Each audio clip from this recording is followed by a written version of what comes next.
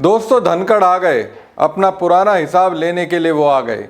मुंह पर जो अब तक उन्होंने टेप लगा रखा था, उस टेप को उन्होंने हटा दिया। टेप हटा तो मोदी शाह की पूरी कहानी अपने शब्दों में खोल कर रख दी। बीजेपी धनखड़ के नए बयान से हिल चुकी है। सवाल उठने लगे हैं, कौन है वो जिसने पूर्व उपराष्ट्रपति जगदीप धनखड़ को अपने चक्रव्यूह में फंसाया, जिससे निकलने के भरपूर प्रयास किया गया लेकिन निकल नहीं पाए, उसी में फंस कर रह गए। इस्तीफा देने के अरसे बाद पूर्व उपराष्ट्रपति ने जब चुप्पी तोड़ी तो बीजेपी खेमे में बड़े चेहरों से नकाब उठने लगे। पूर्व उपराष्ट्रपति धनखड़ ने दोस्तों मुस्कुराकर अपना हिसाब ले लिया। नमस्कार दोस्तों, मैं हूं प्रवीण सानी। दोस्तों, पूर्व उपराष्ट्रपति जगदीप धनखड़ ने जुलाई में अचानक इस्तीफे के बाद पहली बार सार्वजनिक टिप्पणी में कहा कि लोग नैरेटिव के जाल में ना फंसे, क्योंकि इस चक्रव्यूह से निकलना बहुत मुश्किल होता है। भोपाल में आरएसएस के एक नेता की किताब के विमोचन समारोह को संबोधित करते हुए धनखड़ ने राज्यसभा के अपने दिनों की तरह अपनी अनोखी शैली में भाषण शुरू किया और सबसे पहले अपनी लंबी सार्वजनिक अनुपस्थिति का जिक्र किया। उन्होंने कहा, 4 महीने बाद इस अवसर पर, इस किताब पर, इस शहर में मुझे बोलने में कोई संकोच नहीं होना चाहिए। फिर धनखड़ ने भाषण के बीच में कहा, भगवान ना करे कोई नैरेटिव के चक्कर में फंस जाए। इस चक्रव्यूह में कोई फंस गया तो निकलना बड़ा मुश्किल है। मैं अपना उदाहरण नहीं दे रहा हूँ। उनका इतने कहते ही वहाँ तालियां बज उठी। हालांकि बहुत स्पष्ट है कि धनखड़ ने अपने इस बयान से किस पर निशाना साधा। धनखड़ का ये बयान अब धीरे धीरे वायरल हो रहा है। Our philosophers and writers have enriched further this legacy, continually strengthened the moral, intellectual and spiritual fabric of our society. आज ऐसा जमाना आ गया, morality, intellect and spirituality से कुछ लोग दूर हटते जा रहे हैं। पुस्तक पढ़ने के पश्चात मैसेज आ गया, समय सीमा है। कितना टाइम? 7:30। मैं फ्लाइट पकड़ने की चिंता से अपने कर्तव्य को नहीं छोड़ सकता। क्या बात है। And friends, my recent past is proof of it. 74 साल के धनखड़ ने 21 जुलाई को स्वास्थ्य कारणों का हवाला देकर उपराष्ट्रपति पद से त्याग पत्र दे दिया था। ये इस्तीफा संसद के मानसून सत्र शुरू होने के ठीक एक दिन बाद आया था। हालांकि राजनीतिक हलकों में किसी ने भी स्वास्थ्य के इस बहाने पर यकीन नहीं किया। आम राय यही थी कि स्पष्टवादी धनखड़ और सत्तारूढ़ भाजपा के बीच गहरे मतभेद के चलते उनका कार्यकाल अगस्त 2027 में खत्म होने से 2 साल पहले ही समाप्त हो गया। दोस्तों, पूर्व राष्ट्रपति जगदीप धनखड़ का चक्रव्यूह वाला बयान स्पष्ट रूप से मोदी सरकार और भाजपा के उस वर्ग पर निशाना था जिसने उन्हें पहले ऊंचा पद दिया और फिर अचानक हाशिए पर धकेल दिया।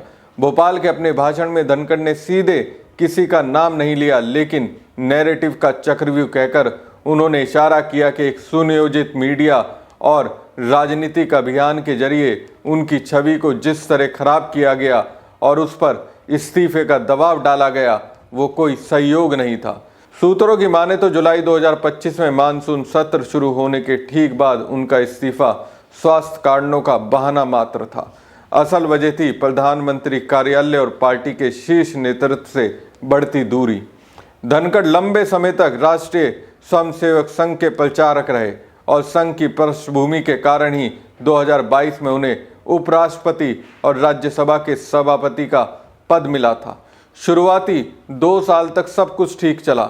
धनखड़ ने विपक्ष के लगभग हर हंगामे को कुचलते हुए सरकार के पक्ष में सख्ती से कुर्सी चलाई। लेकिन 2024 के बाद स्थिति बदली। कहा जाता है कि धनखड़ कुछ मुद्दों पर अपनी स्वतंत्र राय रखने लगे थे। मेरे लिए गर्व की बात है, गौरव की बात है, सम्मान की बात है ये एक ऐसा महायज्ञ है जिसमें मेरी भी थोड़ी सी आहुति आज होगी।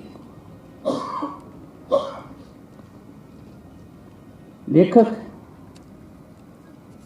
डॉक्टर मनमोहन जी जो कहते हैं मैं लेखक नहीं हूं, आदमी कुछ होता नहीं है, बन जाता है। और हम ऐसे जमाने में जी रहे हैं जहां धारणा सब कुछ तय करती है, फिर आप कितना ही नकारते रहो चाहिए। इस पुस्तक के अधिकांश लेखों को मैंने पढ़ा है पहले, और इसके अलावा भी आपके बहुत लेखों को पढ़ा है, और अनेक अवसर पर मैंने सीधी आपसे चर्चा भी की है कि लेख बड़े गहराई के हैं, ज्ञानवर्धक हैं। इनको मैं लेखक के रूप में नहीं, एक चिंतक के रूप में, एक दूरदर्शी के रूप में देखता हूं। और ये संयोग है, अच्छा संयोग है, इस पुस्तक का विमोचन संघ शताब्दी वर्ष में हो रहा है। ये अपने आप में बहुत महत्वपूर्ण है। हम और ये विश्व है तो पुस्तक है हमारे गौरवशाली अतीत का दर्पण है। पढ़िए आपको आभास हो जाएगा गहराई का। आप थोड़ा सा सतह में जाएंगे, अपने आप डुबकी लगा सकेंगे कि हमारा अतीत कितना गौरवशाली था, वर्तमान कितना चुनौतीपूर्ण और जटिलताओं को समझने का ये पुस्तक एक माध्यम है, और भविष्य निर्माण के लिए प्रेरणादायक है। 8 वर्षों में समय समय पर लिखे गए लेखों का यह संग्रह है। और कई बार उन्होंने सरकार के मंत्रियों को भी सार्वजनिक रूप से टोक दिया था। संघ के भी कुछ वरिष्ठ पदाधिकारियों से उनकी निकटता को लेकर दिल्ली में असहजता बढ़ने लगी थी। यही वो दरार थी जो अंत में खाई बन गई। जुलाई 2025 में इस्तीफे से ठीक पहले के हफ्ते में दिल्ली के गलियारों में खबरें थी कि धनखड़ को कहा गया है या तो खुद चले जाओ या फिर सार्वजनिक रूप से अपमानित किया जाएगा का अल्टीमेटम दिया गया था। स्वास्थ्य कारण बताकर इस्तीफा देने के बावजूद उन्होंने ना तो कोई विदाई भाषण दिया और ना ही संसद में अंतिम सत्र में हिस्सा लिया। 4 महीने की चुप्पी के बाद भोपाल में जब वो बोले तो उनके लहजे में पुराना सभापति वाला आक्रामक तेवर लौट आया था। 4 महीने बाद मुझे बोलने में संकोच नहीं होना चाहिए। ये वाक्य अपने आप में बहुत कुछ कह गया। अब सवाल यह है कि धनखड़ आगे क्या करेंगे। संघ से उनका पुराना रिश्ता फिर से सक्रिय हो रहा है और 2027 में हरियाणा या राजस्थान में भाजपा के लिए वे बड़े नेता के रूप में उभर सकते हैं। लेकिन अभी उनका तीखा बयान बता रहा है कि जिस पार्टी ने उन्हें शिखर पर पहुंचाया उसी ने उन्हें नीचे भी उतारा। चक्रव्यूह का जिक्र करके धनखड़ ने संकेत दे दिया कि वो इस खेल को अच्छी तरह समझते हैं और चुप नहीं बैठने वाले। आने वाले दिनों में हो सकता है कि पूर्व उपराष्ट्रपति खुद को पीड़ित की बजाय विद्रोही की भूमिका में पेश करें। हमारी खबर आपको कैसी लगी कमेंट बॉक्स में कमेंट करके जरूर बताएं। साथ ही पेज को ज़्यादा से ज़्यादा लाइक और शेयर कीजिएगा। धन्यवाद। दिमाग से आई हुई बात का अर्थ है, दिल से आई हुई बात का और भी ज्यादा अर्थ है, पर आत्मा से आई हुई बात का असर कुछ और ही ज्यादा है। ये पुस्तक क्या बताती है?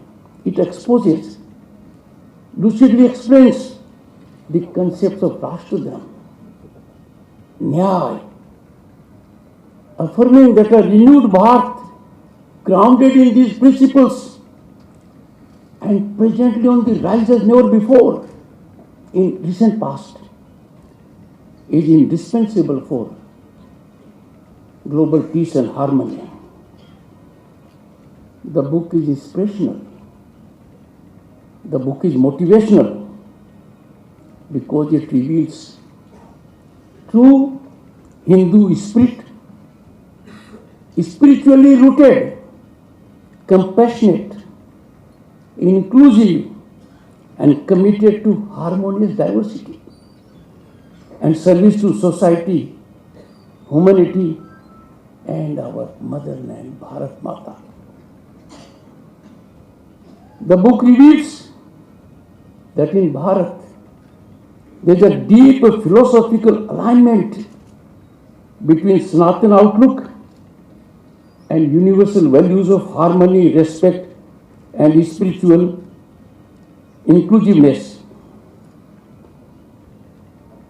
It affirms that individuals, the importance of the individuals uplift families, families uplift society, society strengthens the Rashtra,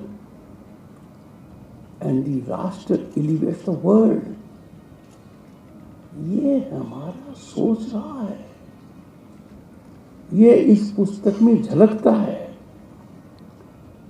Anchored in dharma and nyaya, it envisions justice, dignity, and human development as foundations of global harmony. These are the real issues